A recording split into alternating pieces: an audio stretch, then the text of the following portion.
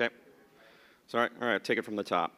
The duopoly is famously stingy with its ad revenue sharing and notoriously capricious about changing algorithms that drive traffic to partners.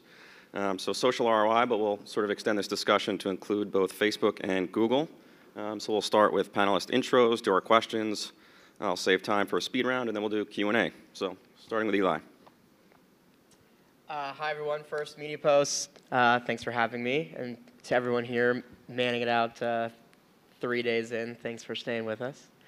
I run the digital unit at American Media. AMI is the ownership group that publishes everyone's favorite tabloid magazines. So from the National Enquirer, Star Magazine, OK Magazine, and most recently Us Weekly, along with our fitness group of Men's Fitness, Muscle and Fitness, Flex. And as we go forward and talk a little bit about social, I think you'll realize that we're in a similar spot as many of you, both legacy and new age publishing, in that we're still trying to figure out what we're doing in social. Hi, everyone. I'm Medora. Can you guys hear me on the mic? Okay, cool. I'm Medora, Director of Ad Product Technology at Edmunds. We're an automotive research and technology company. We have about 20 million unique visitors, car shoppers that visit our website every month. And so I run the team that manages our audience extension, as well as our native advertising. And just like we heard in the last session, we're very data-centric because we have that very high purchase intent from our users. So we definitely leverage that and have built a pretty robust social extension program for our advertisers, both OEM partners and dealers across the country. Cool. All right, so first question, describe your Facebook and Google sort of business strategy with a movie title, and please explain. So I'll kick this off. For us on Facebook, it's Sleeping with the Enemy, which is pretty self-explanatory. We're kind of all in on instant articles versus mobile web. And then on Google, it's kind of Weekend at Bernie's, and the dead body that we're dragging around is AMP, which has been pretty much worthless for us. So why don't we start with Eli? Even though it's a TV show, not a movie, I would say our movie title would be Game of Thrones. In that, who has all the power, right? When you're talking about these social platforms, is it marketing and their needs? Is it edit saying that it's a big story and they want to push it out? Is it audience suggesting this is going to get more clicks than another? Is it your CEO saying, I really like this story, push it out, right? There's all of these powers, if you will, at play. And so trying to figure out who has power on which platform, who has the final say, that leads me to our Game of Thrones reference. Nice. Which season of Game of Thrones? Season 3. All of them, man. The Red Wedding. So mine would be the Hunger Games. So yeah, similar, not Game of Thrones, but Hunger Games. Survival of the fittest. We're constantly iterating, testing. Facebook's changing the rules on us. They're changing the algorithms, and we just have to keep up with it. So yeah, we're Katniss in the fight, and we're in it to win. Cool. So for additional context, kind of give us a rundown of your kind of revenue stack, what your sales teams look like, what the whole stack looks like, and then which of those sort of impact social the most. Sure. So we are mostly direct sold through. So we do a lot of programmatic direct, as well as we work directly with our OEMs. We also have a large part of the business that's subscription-based for our dealers. So we have about 150 sales folks across the country building relationships at the local level. And we are moving, in 2019, 2018, we are moving to a fully native, performance-based platform. So actually getting paid out on a cost per action model. So this is going to be a big shift for the company. But yeah, as of now, all direct sold, and hence why my focus is expanding that reach and that audience through Facebook, Google, finding our users on whatever platforms they're on, because we do have a limited inventory on Edmunds.com. And what about your unsold inventory?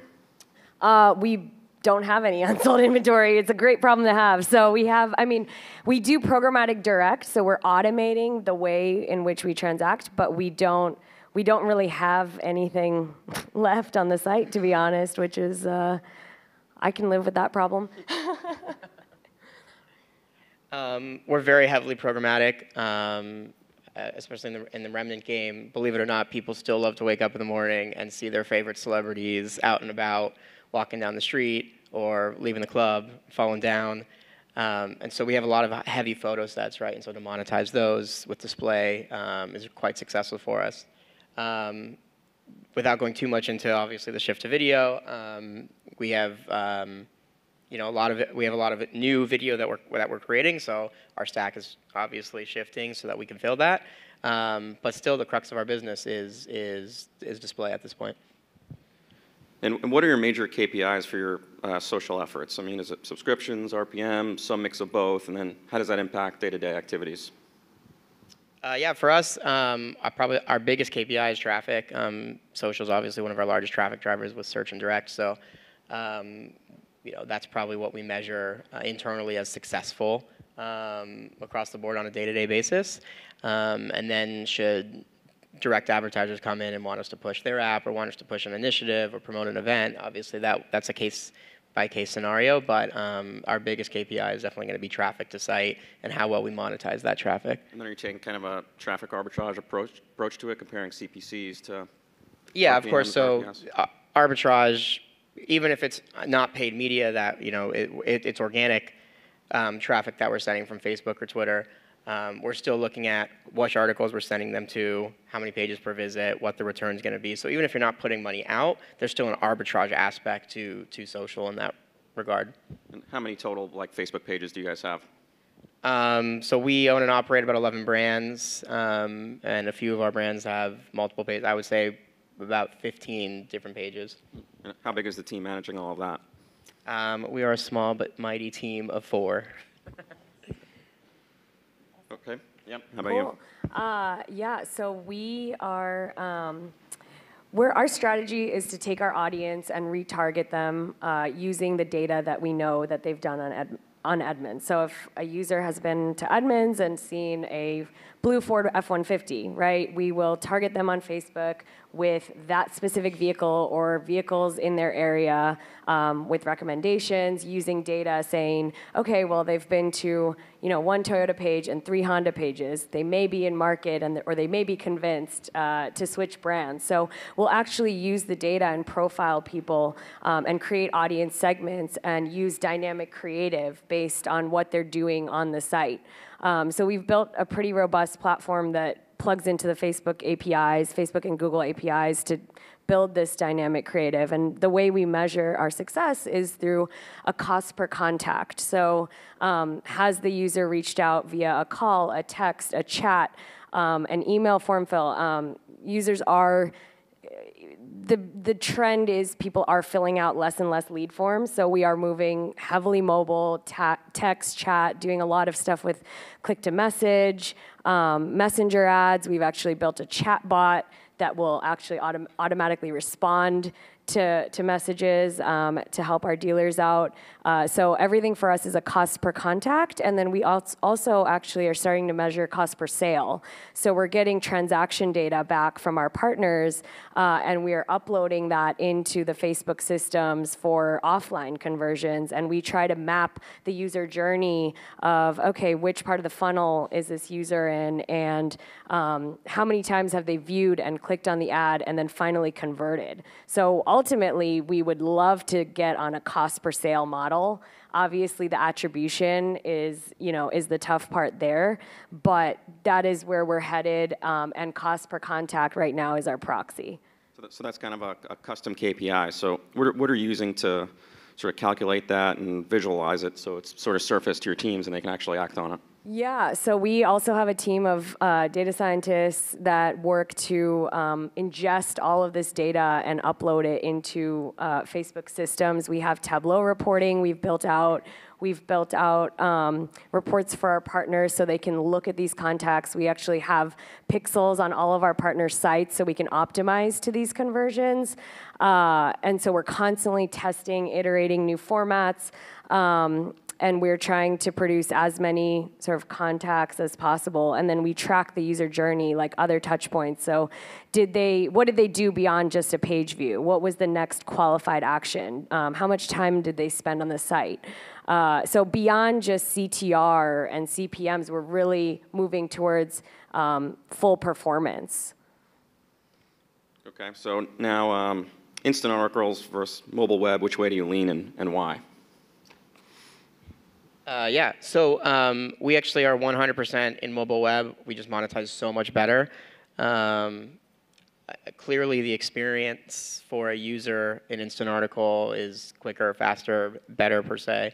But when you have full control over your ad stack and how you are monetizing, we have to go that route.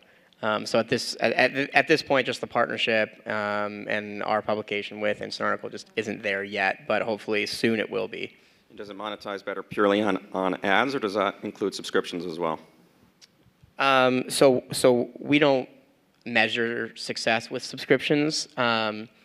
If there's an opportunity or an article or a big push for us to drive app downloads or to sign up for our events, that's, again, a case-by-case scenario.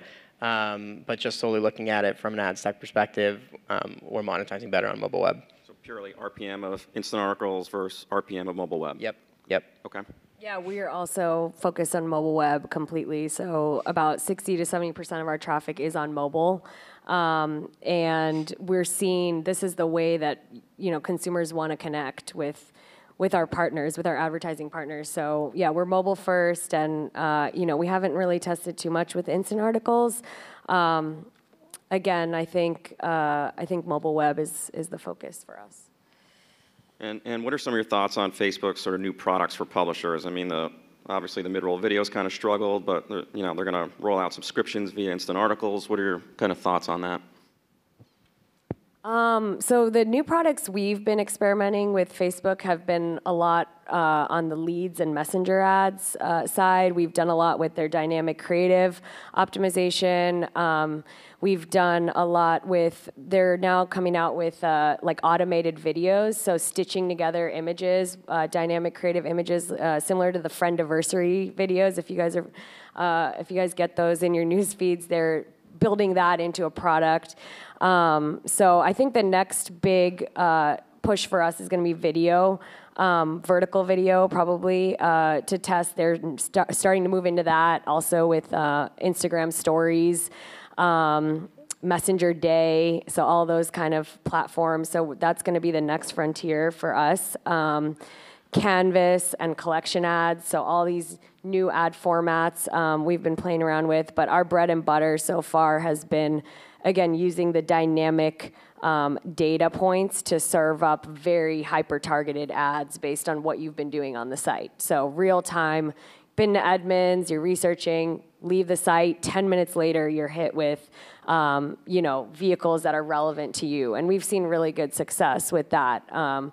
And segmenting that with, economy or luxury, price buckets, sedan, trucks, all these different data points, make, model, year. So we can slice and dice it many different ways, but that's been our bread and butter so far. So just out of curiosity, is anyone here in the Facebook mid-roll beta? Now raise your hands if the eCPMs are more than 75 cents. Okay, moving on. All right, so I've already kind of shared my thoughts on AMP, but would love to hear from you guys if you support it and what benefits you've seen in both distribution and monetization. Sam, sorry. Yeah, Google AMP. Yeah, so I think we're more into Google AMP than we are Facebook IA. We started the transition to AMP a few months back. I want to say 8 months back. When AMP formats didn't support any ad partners, it was tough, right? And so now as more partners are able to monetize, it's a better experience for the users, right? And we're starting to see revenue come into that. So I'm for it. And just to piggyback off of this other conversation about Facebook and these technology partners have an obligation to publishers, right, to give us platforms that our users want to consume content on. But publishers also have an obligation to technology partners, right? And we invested in AMP, and we went to AMP before there was monetization because we realized that there needs to be a better experience, right? And similarly, like, we're investing in video on Facebook through Watch and Spotlight before eCPMs are above 75 cents because we need to show, right, and that we're a publisher that is willing to hold hands with Facebook and willing to invest and spend the time to create content and let them figure out really what they're doing because I come from a large company, but nothing compared to Facebook, right? And so we know that large companies, it takes time to evaluate and to build. So whether it's IA, whether it's a video, whether it's AMP, I would say, you know, look at the platform. If you think it's going to be something that your users like, right, then jump in and go for it. And I'm sure you'll see the reward. And, you know, we are seeing that with AMP right now, and hopefully we'll be seeing it with Facebook sooner rather than later.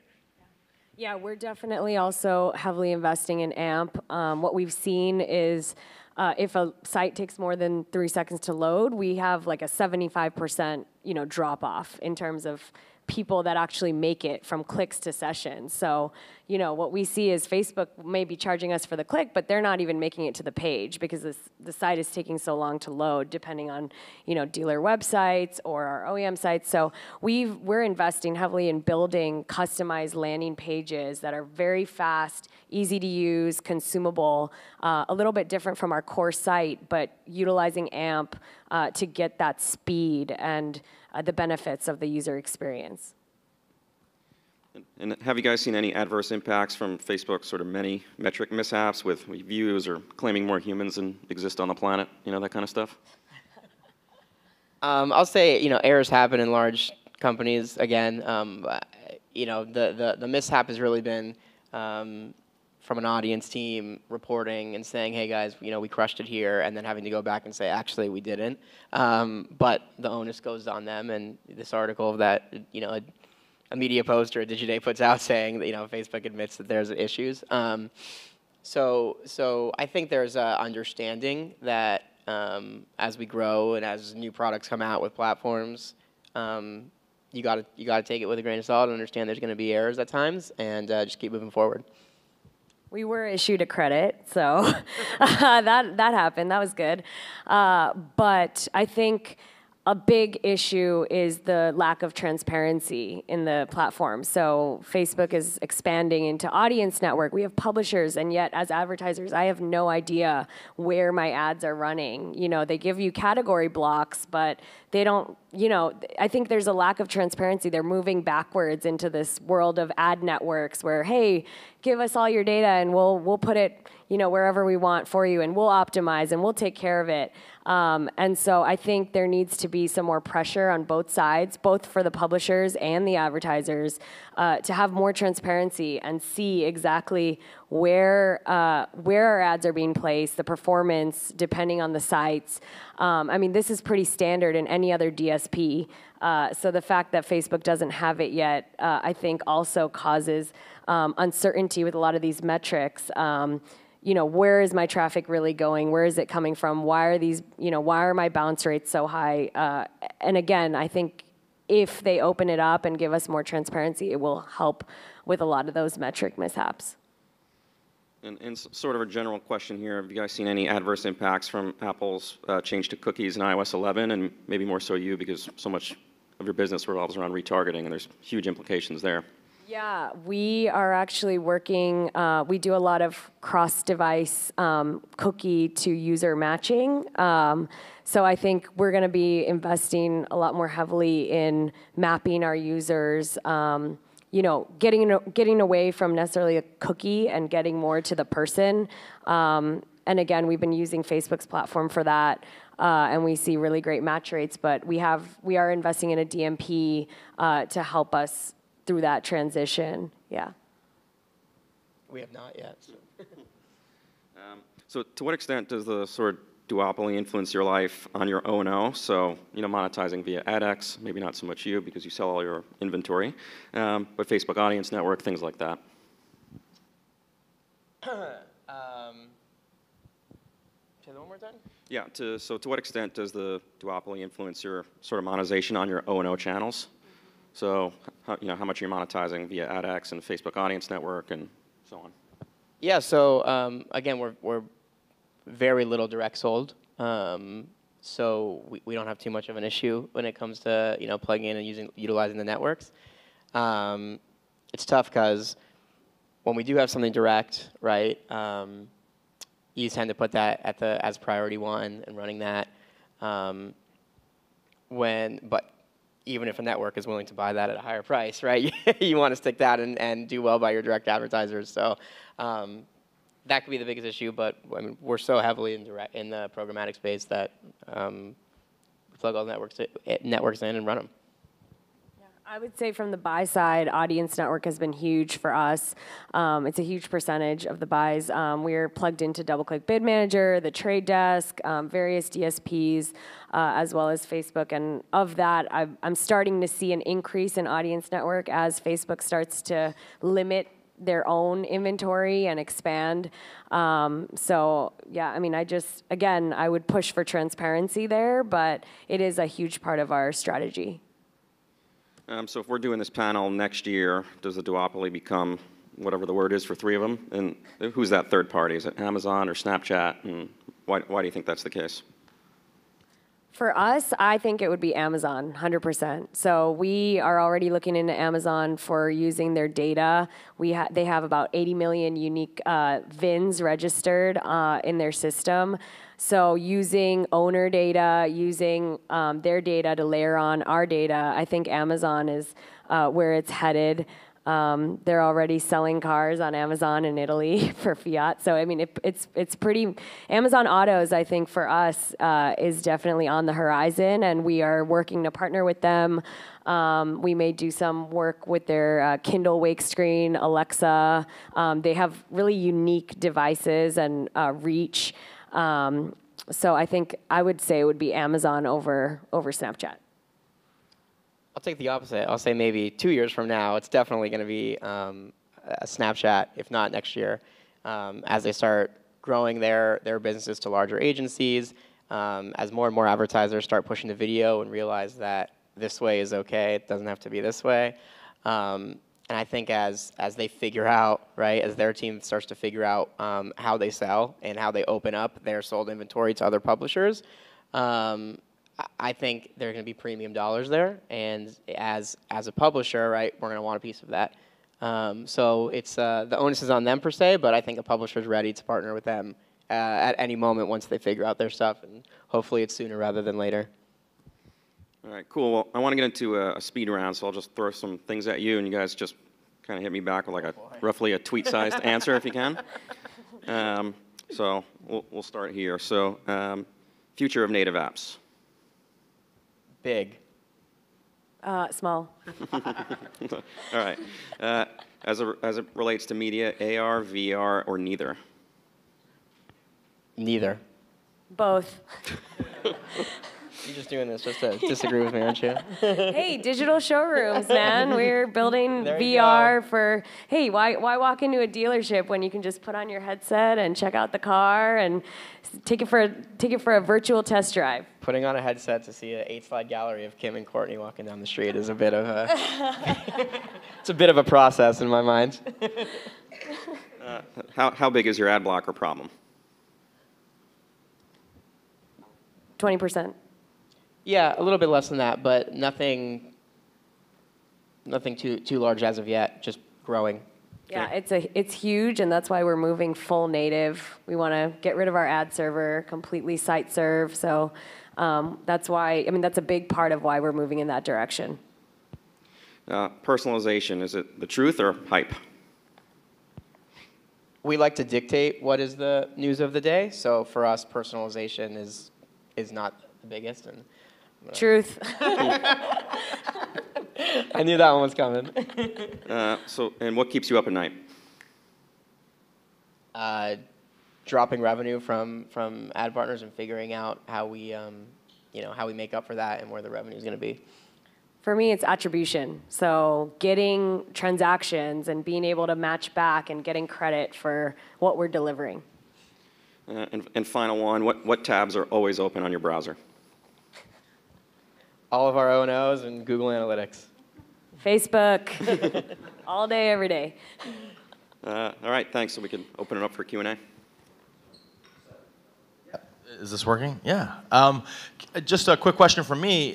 Can you guys talk a little bit about partnering with influencers? Are you doing that? What are you seeing? How's that going for you? Yeah, absolutely.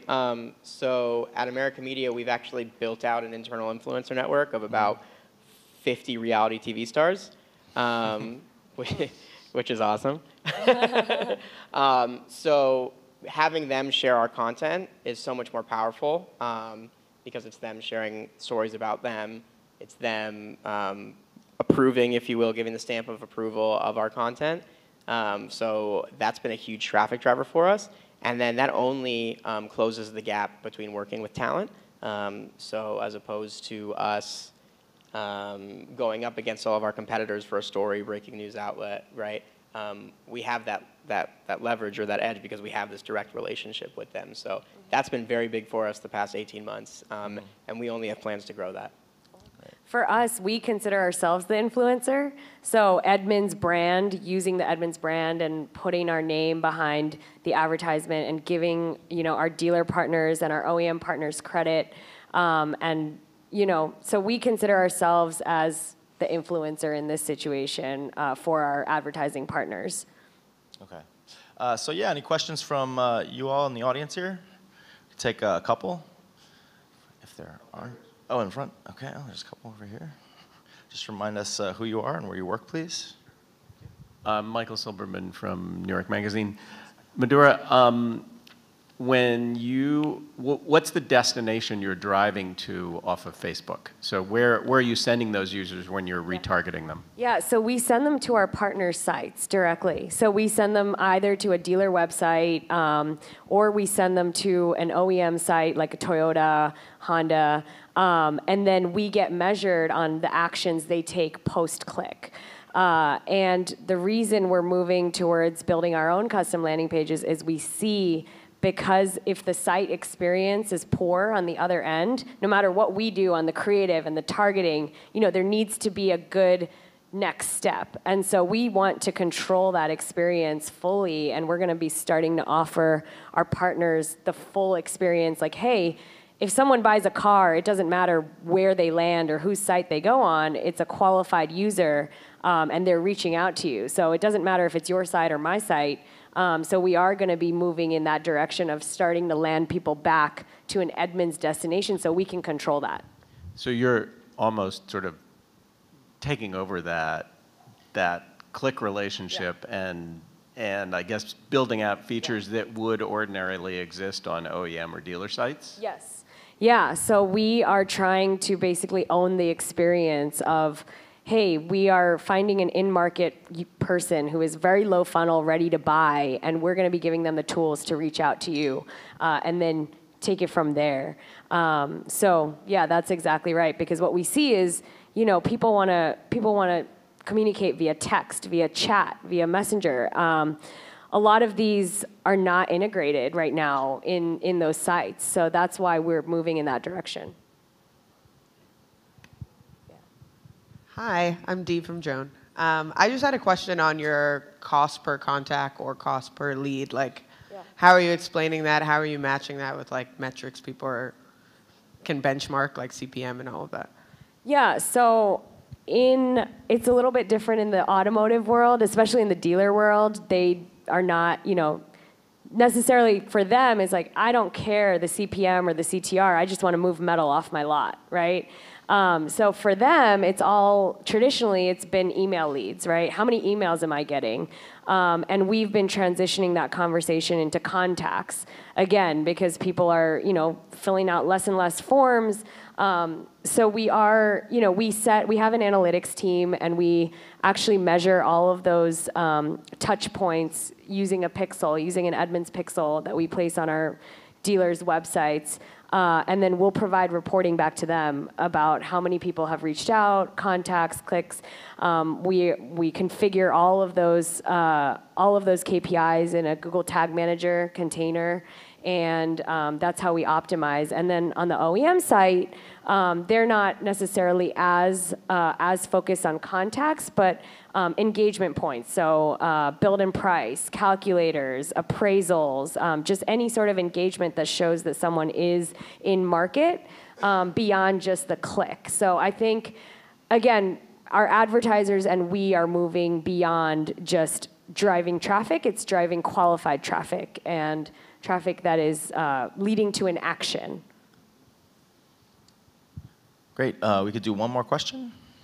Anyone from the audience right here? Okay. Hey, my name is Blair Shepard. I'm with The Social Edge. Eli, this is probably more of a question for you. We met last night. It was nice to meet you, by the way. But in terms of your mobile web traffic versus have you experienced or experimented with Facebook Instant Articles at all, or have you just been hardline mobile web? And if so, do you find that, or did you find that potentially your organic reach with Instant Article use, whether it was from your own Facebook properties or your influencers, was better versus the mobile web? Yeah, so great question. We did experiment with IA. Perhaps it was a bit too early, so when we measure the success of monetization, I kind of bite my own tongue in that we allowed them to monetize, and maybe that was a bit too early in the game for them to judge success. We did attempt, and we did try it. I will say, being able to plug in your direct demand, your own demand, and monetizing IA was a cool aspect. We just didn't have that available to us to utilize. So we have tried it, and in terms of an organic lift, we didn't necessarily see such an uptick from using IA over mobile web. Again, because our clicks are so dependent on news of the day. It's very difficult to see, to attribute a 5% uptick from a platform, or was it really just because Kourtney Kardashian announced she was pregnant, right? So that's really difficult to do. So we can't really attribute more traffic, and then just measuring the sole revenue just wasn't there for us. Okay. We also offer, I guess you could say, social media influencer traffic. So I'd be curious to see, are you using other platforms to source influencer traffic, or are you just managing those relationships yourself currently? So currently, we're just managing them ourselves. I'm not opposed to looking at, to using other networks.